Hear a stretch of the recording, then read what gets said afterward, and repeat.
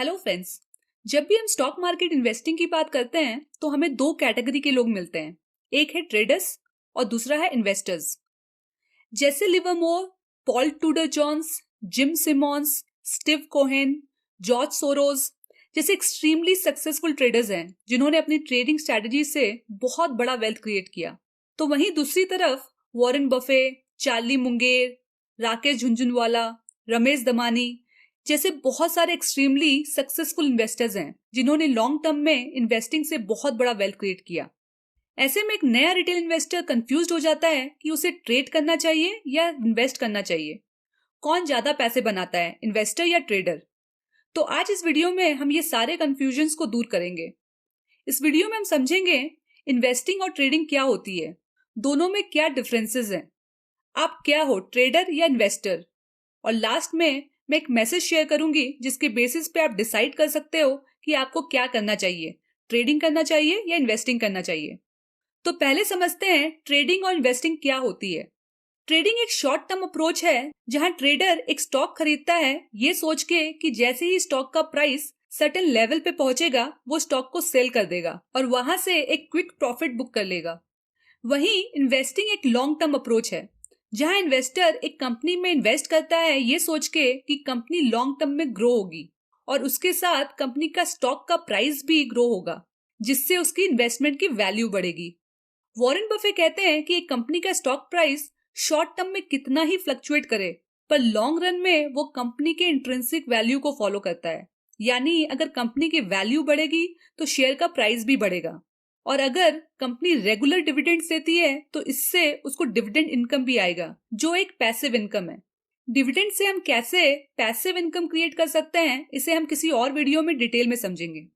Hope आपको ये clear हो गया होगा कि ट्रेडिंग एक शॉर्ट टर्म अप्रोच है जहां से हम क्विक प्रॉफिट अर्न कर सकते हैं और इन्वेस्टिंग एक लॉन्ग टर्म अप्रोच है जहां से हम वेल्थ क्रिएट कर सकते हैं और पैसिव इनकम भी। अब समझते हैं ट्रेडिंग और इन्वेस्टिंग में क्या डिफरेंसेस है। इसे हम चार ब्रॉड कैटेगरीज में समझेंगे। First, time frame. Second, activity level. Third, cost. And fourth, risk and reward. Time frame देखें तो जैसा हमने अभी थोड़ी देर पहले समझा, ट्रेडर्स शॉर्ट टर्म के लिए ट्रेड करते हैं और क्विक प्रॉफिट बनाना चाहते हैं। It's like a T20 match जहां एक बैट्समैन का गोल होता है maximum run in lowest number of balls. Similarly trading में ट्रेडर्स का गोल होता है कि वो ज्यादा से ज्यादा ट्रेड करके बहुत सारा प्रॉफिट बुक करे। चार तरह के ट्रेडर्स होते हैं। फर्स्ट, स्कैल्प ट्रेडर्स जो सिर्फ कुछ सेकेंड्स या मिनट्स के लिए ट्रेड करते हैं। सेकंड, डे ट्रेडर्स जो एक दिन के लिए ट्रेड करते हैं, यानी वो सेम डे बाय करते हैं और सेम डे ही सेल कर देते हैं। थर्ड, स्विंग ट्रेडर्स जो फ्यू डेज या मैक्सिमम वीक्स के लिए स्टॉक्स होल्ड करते हैं। एंड फोर्थ, पोजीशन ट्रेडर्स जो सेवरल वीक्स, मंथ्स या समटाइम्स ईयर्स के लिए भी स्टॉक्स को होल्ड करते हैं। अब एक्टिविटी लेवल देखें तो एक ट्रेडर स्टॉक मार्केट से तभी पैसा कमा सकता है जब उसका दो प्रेडिक्शन करेक्ट हो। पहला, व्हाट यानी कौन सा स्टॉक ऊपर जाएगा। दूसरा, व्हेन यानी कब ऊपर जाएगा। इसके लिए ट्रेडर्स बहुत सारे प्राइस चार्ट्स और सिग्नल्स फॉलो करते हैं। For example, line chart, bar chart, candlesticks chart etcetera. इसे हम टेक्निकल एनालिसिस कहते हैं और ये सब करने के लिए उसे कॉन्स्टेंटली मार्केट में अपडेट रहना पड़ता है। इकोनॉमी में क्या चल रहा है, किस कंपनी का क्या न्यूज आया है और उससे उसके प्राइस में क्या इम्पैक्ट पड़ेगा, ये सब उसे ट्रैक करना पड़ता है। ट्रेडिंग में एक्टिविटी लेवल बहुत हाई है। It's basically a full time job.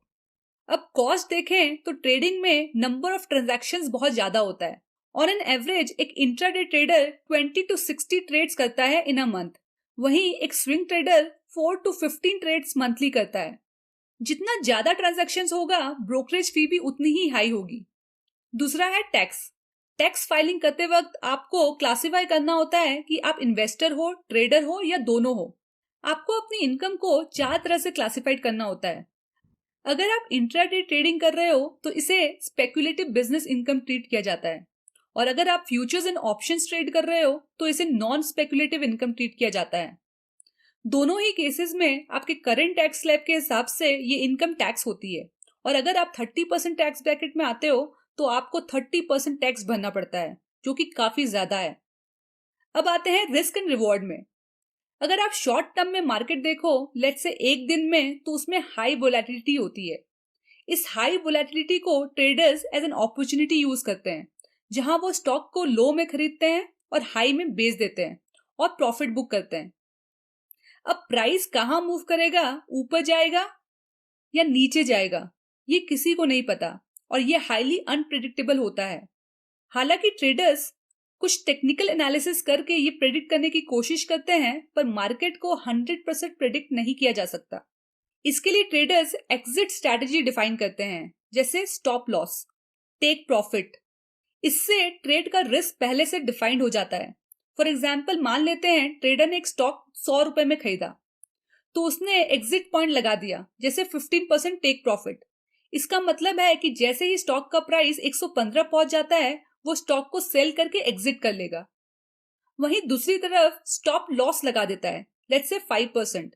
इसका मतलब है अगर स्टॉक गिर रहा है और 95 रुपीज पहुंच गया, तो वो स्टॉक सेल करके लॉस बुक कर देता है। इस तरह एग्जिट स्ट्रेटेजी से ट्रेडर डाउनसाइड रिस्क को मिनिमाइज करता है। डाउनसाइड रिस्क में एक और फैक्टर है कि शॉर्ट टर्म में कंपाउंडिंग नेगेटिवली वर्क करता है।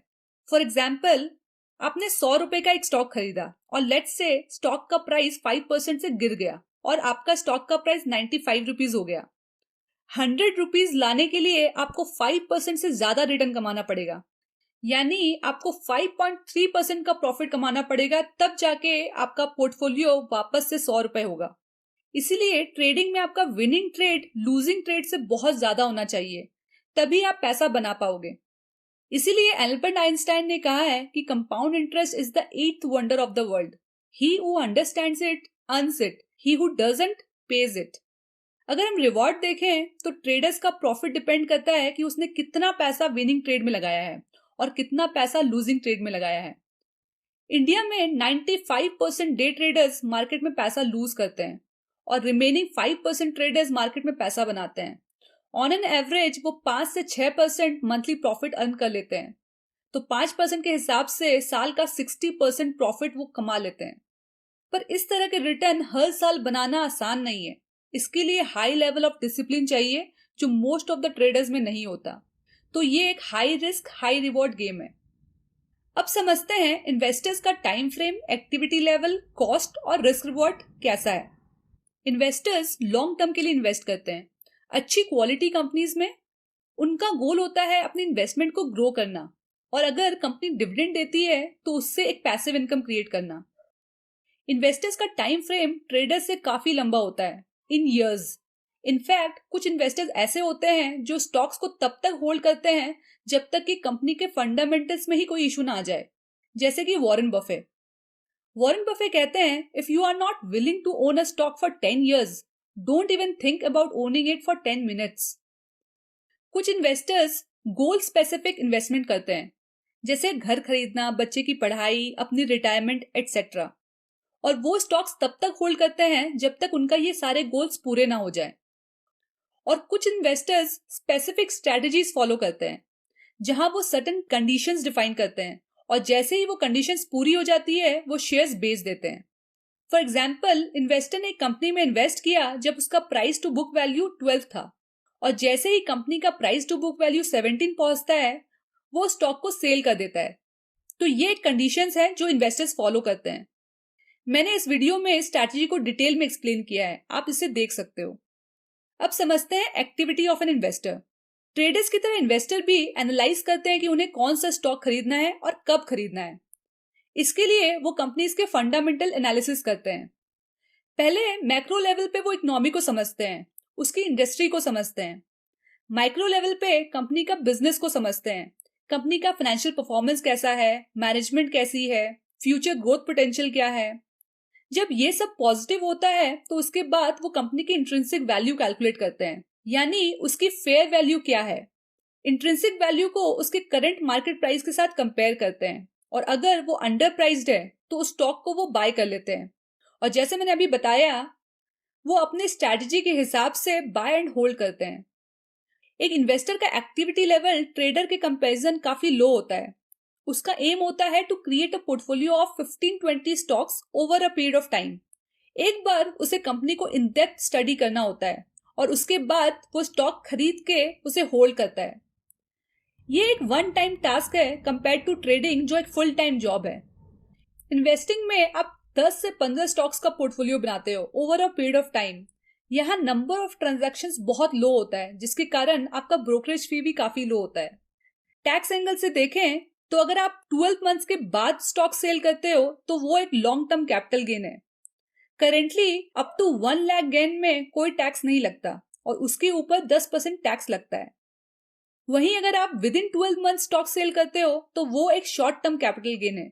Currently short term capital gain में 15% टैक्स लगता है। इन्वेस्टिंग में हम स्टॉक बाय करके लॉन्ग टर्म के लिए होल्ड करते हैं और पावर ऑफ कंपाउंडिंग से अपने पोर्टफोलियो को ग्रो होने देते हैं। तो इसमें सबसे बड़ा रिस्क है कि अगर हम गलत स्टॉक्स पे इन्वेस्ट करके उसे लॉन्ग टर्म होल्ड करें, आपका इन्वेस्टमेंट ग्रो होने की जगह वाइप आउट हो जाएगा। दूसरा, अगर आप शॉर्ट टर्म में मार्केट देखो तो लेट्स से एक दिन में बहुत हाई वोलेटिलिटी होती है, वहीं लॉन्ग टर्म में बहुत ही कम वोलेटिलिटी होती है। जैसे मैंने स्टार्टिंग में बताया, लॉन्ग टर्म में स्टॉक का मार्केट प्राइस उसके इंट्रिंसिक वैल्यू को फॉलो करता है। तो इन्वेस्टिंग में सबसे बड़ा चैलेंज यही है कि आपको क्वालिटी स्टॉक्स में इन्वेस्ट करना है और उसे लॉन्ग टर्म के लिए होल्ड करना है। और अगर आपने ये सही तरीके से कर लिया तो आप यहां से एक अच्छा रिटर्न एक्सपेक्ट कर सकते हो। ऑन एन एवरेज आप यहां से 12 से 15% रिटर्न इजीली अर्न कर सकते हो, डिपेंडिंग आप किस टाइप के स्टॉक्स में इन्वेस्ट कर रहे हो। अगर आप लार्ज कैप में इन्वेस्ट कर रहे हो तो यहां से आप एक स्टेबल रिटर्न एक्सपेक्ट कर सकते हो। वहीं अगर मिड कैप में इन्वेस्ट कर रहे हो तो यहां से आप हाई ग्रोथ एक्सपेक्ट कर सकते हो। और अगर आप स्मॉल कैप में इन्वेस्ट करते हो तो यहां से बहुत ज्यादा रिटर्न एक्सपेक्ट कर सकते हो। पर प्लीज नोट, स्मॉल कैप में रिस्क भी उतना ही ज्यादा होता है। होप आपको ये क्लियर हो गया होगा कि ट्रेडिंग और इन्वेस्टिंग में क्या मेजर डिफरेंसेस हैं। हमने अभी इसे 4 डिफरेंट एस्पेक्ट्स में समझा: time frame, activity level, cost and risk reward. अगर आप इसके बाद भी स्टिल इन डाउट हो कि आप ट्रेडर हो या इन्वेस्टर, तो इसे हम कुछ सिनेरियो से समझते हैं। क्या आपको स्टॉक का प्राइस मूवमेंट ट्रैक करना अच्छा लगता है? क्या आप बिना इमोशंस के बाय सेल कर सकते हो? क्योंकि मार्केट कंटिन्यूअसली फ्लक्चुएट करता रहता है। ऐसे में क्या आप पैनिक हो जाते हो? क्या आपका रिस्क टॉलरेंस लेवल हाई है? एंड मोस्ट इंपॉर्टेंटली, क्या आप मार्केट में रेगुलर टाइम दे सकते हो? क्योंकि जैसे मैंने बताया, trading needs high activity level.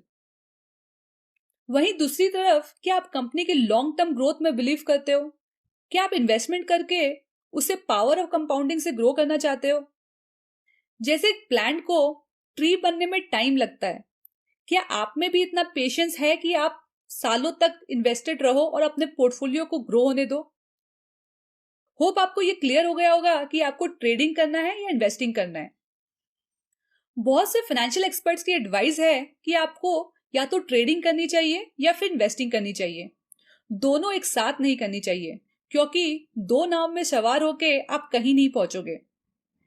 इस पे मेरा एक सिंपल सा मैसेज है कि सबसे पहले आपको अपना प्रोफाइल अच्छे से समझना चाहिए। आपके फाइनेंशियल गोल्स क्या हैं वो आपको पता होने चाहिए। आपकी करंट नेटवर्थ क्या है, आपकी इनकम क्या है, आप मंथली कितना इन्वेस्ट कर पा रहे हो, क्या ये सफिशिएंट है आपके गोल्स को पूरा करने के लिए। आपको अपना एसेट एलोकेशन प्लान करना चाहिए। अगर आप इन्वेस्टिंग और ट्रेडिंग दोनों करना चाहते हो और आप दोनों कर सकते हो, तो आप अपने इक्विटी पोर्टफोलियो का large chunk, let's say 90% long term investing में एलोकेट कर सकते हो और बाकी का 10% से आप एक्टिव ट्रेडिंग कर सकते हो। पर इसमें एक कंडीशन है कि आप दोनों पोर्टफोलियो को मिक्स नहीं करोगे, अलग अलग रखोगे, क्योंकि ये दोनों स्ट्रेटेजीज काफी अलग हैं और दोनों के लिए एक अलग माइंडसेट और एक्सपर्टीज चाहिए। तो बॉटम लाइन इज कि हमें अपना पैसा ग्रो करना है और एक बड़ा वेल्थ क्रिएट करना है। इन्वेस्टिंग करो या ट्रेडिंग करो, पैसा ग्रो होना चाहिए। अगर आपको मेरे वीडियो से कुछ सीखने मिला है तो लाइक एंड शेयर जरूर करिएगा और नेक्स्ट वीडियो आप किस टॉपिक पे चाहते हो वो भी कमेंट करके बताएं। फाइनेंशियल प्लानिंग और इन्वेस्टिंग जैसे वीडियोस देखने के लिए आप मेरे चैनल को सब्सक्राइब कर सकते हैं और बेल आइकन प्रेस करें ताकि आपको नोटिफिकेशंस मिलता रहे। मिलते हैं नेक्स्ट वीडियो में। Take care.